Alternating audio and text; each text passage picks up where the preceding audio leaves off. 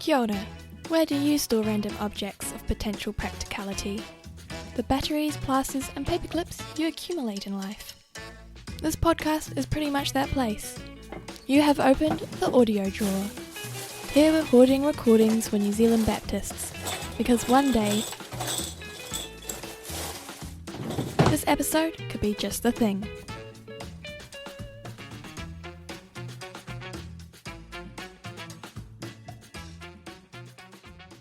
What things contribute to healthy relationships? What are some of the pitfalls we must try to avoid? Charles Hewlett talks to Johnny Ware about maintaining healthy relationships within church leadership teams. Johnny is the Director of Ministry Training at Carey Baptist College. Before this role, he had 25 years of pastoral experience, working with youth, and then as a senior pastor. Find additional resources, including discussion questions, at lifelonglearning.nz/elders. This recording is from the Better Church Elders video series. Thanks to the Carey Centre for Lifelong Learning for producing this free resource.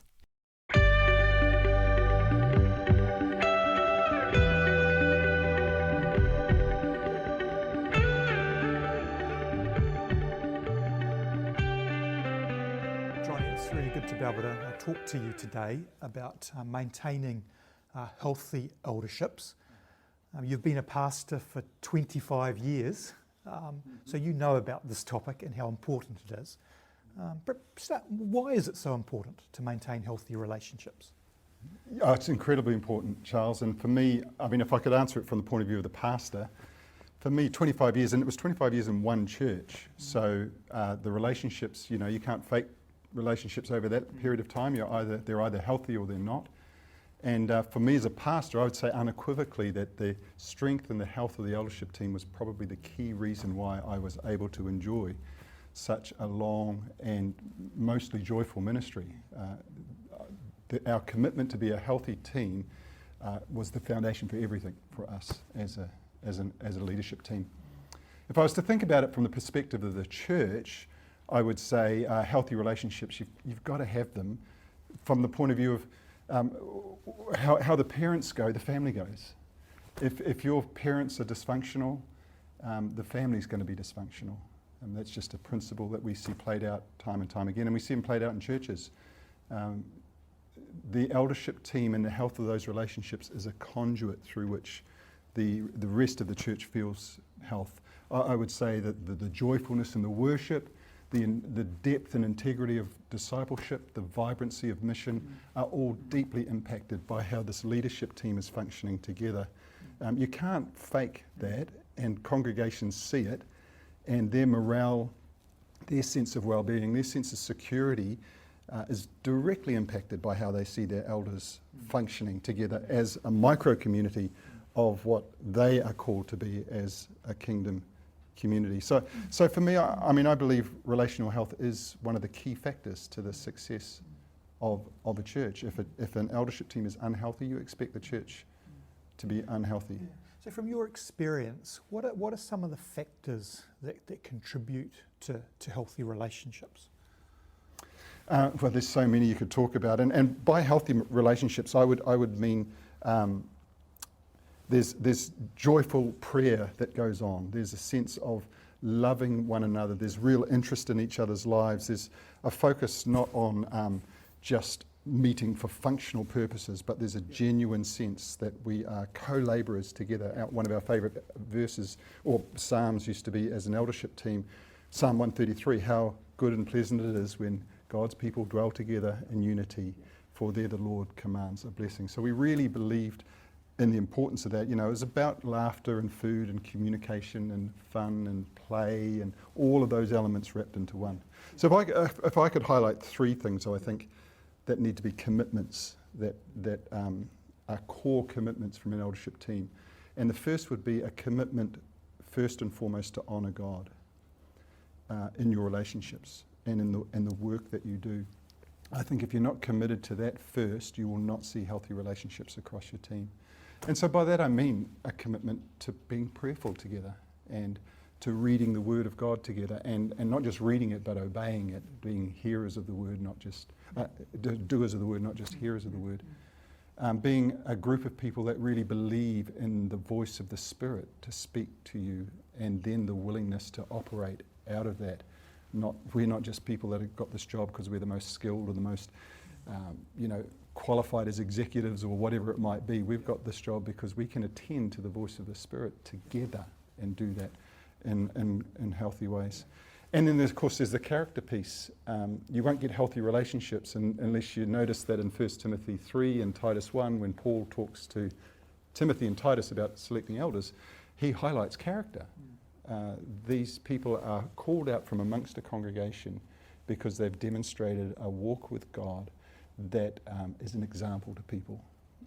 They are people who genuinely know how to walk in step with the Spirit. So that would be one thing, a genuine, honest commitment to honouring God. The second one would be a commitment to value and respect each other. That would be a core commitment. And by that I mean just genuinely trusting each other. I sit with you on a regular basis as an elder, and I'm the pastor, and I'm willing to open myself up. I'll be vulnerable with you. I will tell you what's going on in my heart. I'm not pretending in this room. I'm not faking my spirituality. You get me boots and all, and we're in this together. And I trust you with my life, and you trust me with yours. So there's that kind of dynamic that I think's really crucial. I think I've got to be interested in you as someone that's, you're not just someone that helps me get a job done, or we're not just functionally trying to get stuff done. I'm really interested in you. I want to know about your children. I want to know, I've got to remember when your anniversary is. I've got to be interested in your workplace. I've got to know what your favourite cake is. I mean, you and I worked together for a little while in church, and I remember you once turned up to one of our team meetings with a raspberry slice for someone who was celebrating something, and they said, "Oh, Charles, how did you know it was my favourite?" And I'm sitting there thinking, I've worked with this person much longer than you. I didn't know that was their favourite. You somehow had figured out that they loved raspberry slice, and you brought that to that meeting on that day, and they felt deeply honoured by that, So it's those kind of small things that really build relationships. I think we've got to understand each other. I've got to know what my personality's like and how it works in the room. You've got to know your personality, how it works in the room. We've got to learn how to manage our impact in those sort of situations. Some of that's our personal stories. What's your history like, and how has your family of origin impacted you? How does that trigger you or not trigger you in different situations when you come into a room? Emotional intelligence is what people say is, and we would say as Christians, apart from our ability to abide in Christ faithfully, to abide in Him, our emotional intelligence is the key determining factor to our success as we work together as people.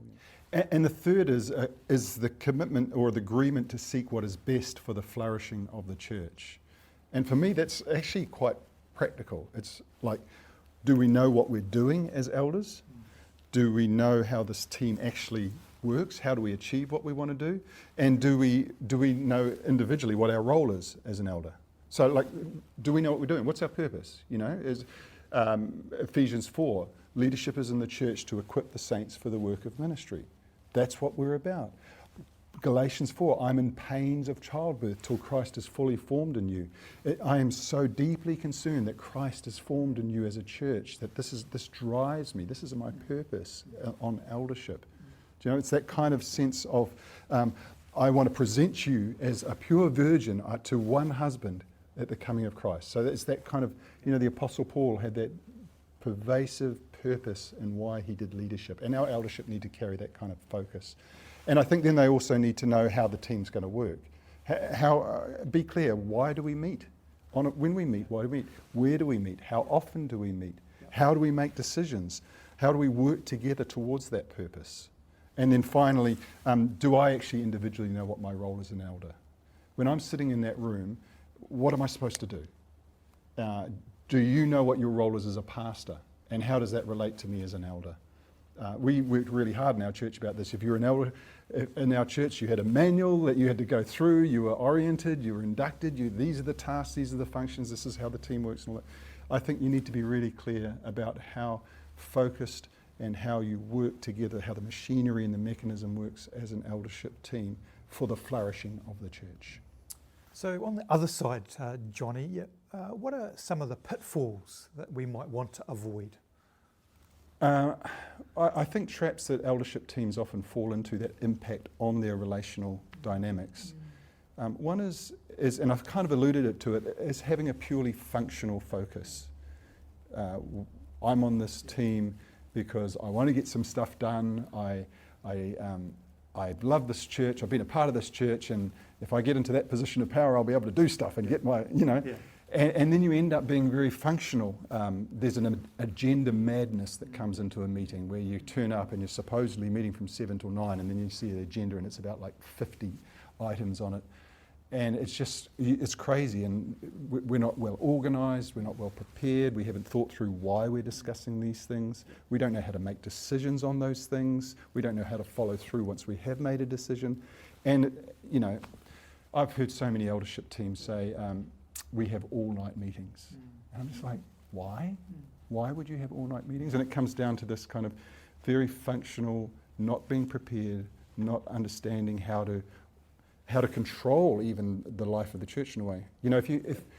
If someone comes to you and says, I'm far too busy in life, I've got too many things on, I can't get through everything on my to-do list, what are you going to say to them? Just, you're the only one that can fix that. So I think with the elders who are constantly saying, we're meeting all night long and there's too many things on the agenda, it was like, well, you're the leaders.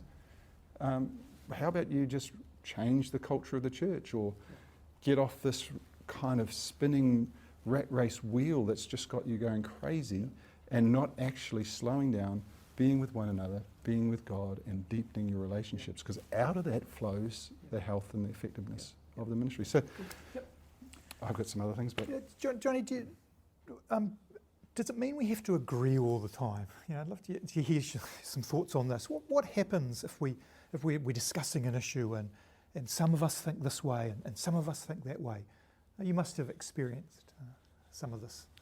Yeah, and I guess at the backdrop of that is a lack of clarity around, one of the things behind that is a lack of clarity around who makes decisions and who does stuff. And some eldership teams suffer from being too over controlling, say, of a pastor, and not allowing that pastor to live out their leadership calling. And they're the ones often with training, often with experience, and certainly with the time to do leadership and ministry. So behind this kind of sense of the extended disagreements is often who makes decisions and who does stuff. So I think you've got to clarify that, don't you? But once you've clarified that, I would say absolutely enjoy disagreeing. Like, make that one of the fun things that you do. Disagreeing is essential to coming up with really great decisions. And really great leadership comes out of different opinions, different people, different dynamics, different perspectives. That's so essential. So we need to welcome them. I think disagreements, if you haven't had a decent disagreement in an elders meeting, you've wasted your time.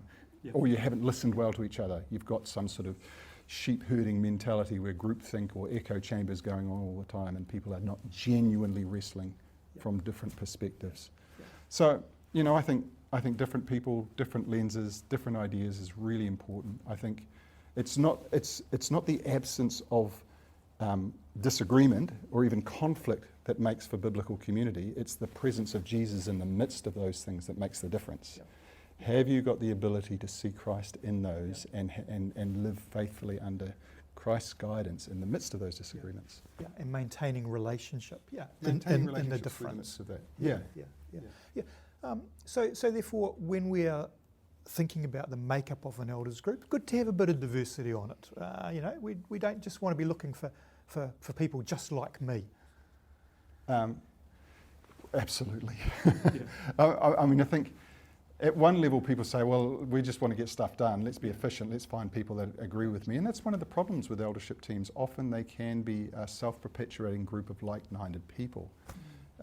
One of the beauties of the unity of the Spirit is the assumption that someone like Simon the Zealot and Matthew the tax collector can actually be on the same team. That Apostle Paul has a vision of a church where a Jew and a Gentile can actually work together in harmony. That's what the kingdom is about. And that's arguably where the kingdom is most evident, Yeah. is in those kinds of diversities and those kinds of differences. Yeah. So if we want to be in any way stunning or shocking or prophetic or extraordinary in the midst of a world, then diversity's got to occur at a leadership level. Doesn't mean it's easy. Yeah. I mean, it calls for deeper relationships, stronger emotional and relational intelligence, a greater cultural humility or generational humility or gender awareness. All of those sort of things need to go to profoundly deeper levels guided by the Spirit. But get that going and it's dynamite. I'm keen to talk about a specific thing, confidentiality. yeah, very important, I think, in maintaining healthy relationships amongst elders. Oh, I think it's so crucial. It's really, really crucial, and this is one of the trust elements, isn't it? If I'm going to have a conversation with you, and it's raw and it's real, and other people are involved, and it's potentially even explosive, then I've got to totally trust you. And I've spoken to many congregation members in different contexts over the years that said, we don't trust our elders because we know, I mean, stuff leaks out. Yeah. And if something's talked in the eldership meeting, we hear it in the pews. Yeah. And that just immediately erodes confidence. Yeah. You know, I remember when I was was pastoring, one of the issues was, coming to terms with the fact that the elder's spouse has not been elected as an elder. It just hasn't. So the difficulties that we had with certain elders that said, no, we're a team. It's just like, well, that's complicated when we make decisions together and we talk about stuff together and then you come back and then you talk over here and then you bring that back and everything changes. And of course, if the congregation knows that there's all these extra people involved, it does erode confidence, I think, in an eldership team. Yeah. So I remember, obviously, the elders communicating to the congregation what's going on is also important.